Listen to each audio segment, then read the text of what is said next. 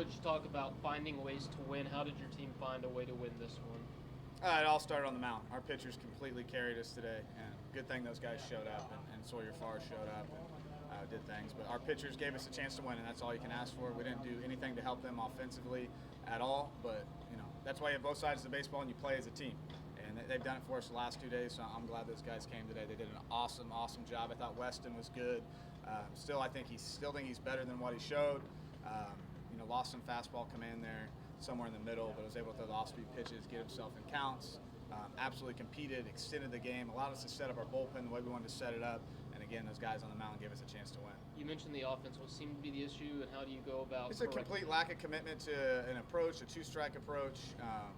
Nothing they haven't practiced, trained, or honestly done to this point. Just with the starter, sinker guy with a good changeup, keeping balls low. The umpire gave him a couple strikes at the bottom on the fastballs early in the game. They were strikes. He was hitting the bottom. Good luck on getting a guy to consistently hit the bottom with his fastball, and we completely spun out of control, which chasing the fastball down made us change the changeup down. Two-strike approach on balls in the zone, just completely unacceptable, and something we're definitely going to fix. Those guys are better than that. They've been better than that. They work on that. They got to buy in. Sometimes, when that batting average starts going up on the scoreboard, people start to lose their minds and realize you play as a team, you hit as a team, and they'll do it. You know what? I'm really, really glad we won today, because obviously you always want to win. But these guys have responded all year, and we'll work on it, and I think they'll show up ready to go tomorrow. Even with the offensive issues, what did you like about your team's composure late, even in extra innings? We talked about a few things all fall. And one thing was doing the common things uncommonly well. And the other part is you either win or you lose, no matter who's playing the game. And we practice winning. Everything we do is winning. You think those drills and stuff lead to winning in competition in real games? I don't know. But they did that today. Awesome job of getting it done when you need to. But still got to be better as a whole. But awesome. Sawyer being ready to go.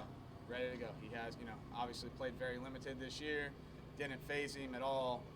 Made 2 awesome at-bats, awesome play in the field. He did a great job. What's the word on Caden, and what's his availability? Caden got a stitch in his bottom hand. We swung a little bit in the KJ. It's just not right. It's one of those things that, by all accounts, does not look like it could be long-term at all. It's right here towards the top. The day after, gripping a bat. He's going to be day-to-day. I don't know about tomorrow. We'll see how he's feeling. But with something like this, just get the stitches and the swelling and to go down. He got spiked. Yeah, he got spiked.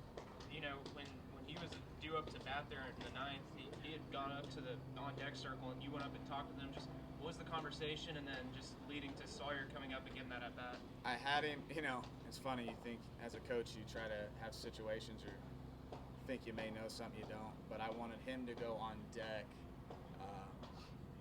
in the hope that possibly they put a lefty on the mound, because he hits the double, but I like Sawyer better as a right-handed hitter. So I thought it might force a left-handed pitcher in the game and let him hit right-handed. It's just funny how that works out, right? Sometimes you're really smart, sometimes you're not. But I did for a moment, because he has adrenaline. I said, hey, can you hit? And he was like, I don't know. He's like, I can try. And I'm like, no, that's good. So, Sawyer, get in there. So that was a reason, just to see if maybe they'd get that lefty going in the pen and see if they brought him in to allow Sawyer to hit right-handed. And good thing my theory was wrong. You talked about two-strike approach throughout the game, but it was a 3-2 pitch that Sawyer did hit that double on. He did a great job, man. Sorry to. Just if you go through that at bat, he threw that pitch in the zone twice, right? The first one he saw, you come in the game and you see a big breaker like that, when, we're going to be on fastball majority of the time, right? We're trying to hit a fastball in the opposite field gap that allows us to cover other pitches. He sees a big looping one, takes it, doesn't like it. Takes 2, but within that, every pitch gives you information. So go to the 2-2 pitch. He throws it to him, right? But from his vantage point, that pitch starts a little lower, buries it, takes it. Then the next one starts higher. He had seen 2, stayed on it. That's a tough pitch to keep fair, just because of how slow it is. You could jam yourself. He did a really good job. That was a master class on how you take in at bats, get information on pitches. We're staying with Barr. As a coach and a player, how hard is it to come in a game cold like that and just make impact plays on the field, at the plate, and just have have that impact. Yeah, I mean, it's not the easiest thing in the world at all. Easy, but about the 5th inning, we tell those guys to stay ready, right? And in the end, there's no asterisk beside your name in the box score of the game. If you started it in, it starts. So, yes, very difficult, but no excuse. And yeah, our guys should be ready to go to come in the game at all times. After that rough patch in the top of the 3rd, it really felt like defense locked in really defensively. What did it say about the mindset for the Aggies going in after that? Can you remind me about the 3rd? It's so Well, long there's a ago. few, like, errors Yeah. basically on 3rd, and basically that's how they scored. Yeah, I thought one of those was a pretty tough play. The one that was crushed. I think Nico, he's the type of player that'll take that in the teeth if he could. I'm just not sure he could get in front of it. And the other play he's got to make. I'm not sure they gave it an error on the scoreboard, but we expect him to make that play. I think credit to the pitching staff and Weston not letting that bother him and continuing to make pitches. And Nico made another play later in the game and got a hit. So you're going to make mistakes in baseball. As an individual, as a team, neither one can affect the rest of the game. Like, you just got to play the game. Great example. Play every pitch, play every out, because you never know which one's going to be the one that decides the game. So few free passes issued from your guys so far through this. I mean, is that a perfect sign of things trending in the right direction with your pitching staff? Yeah, of course. I mean, I think we, Coach Kelly and all the guys who work with the pitching staff and our pitchers, not only do they what they work in, there's a complete buy-in to it. I mean, if you throw strikes, you're going to win. So you'll never – guy throws a strike on a good pitch, gives up a homer. I'm not trying to scare guys out of the strike zone. It's just throw strikes, and good things can happen. So just those guys have been great. I knew they were going to be good, and they're going to continue to be good as long as we continue to stay with what we do, and that's throw strikes, throw shapes to their location.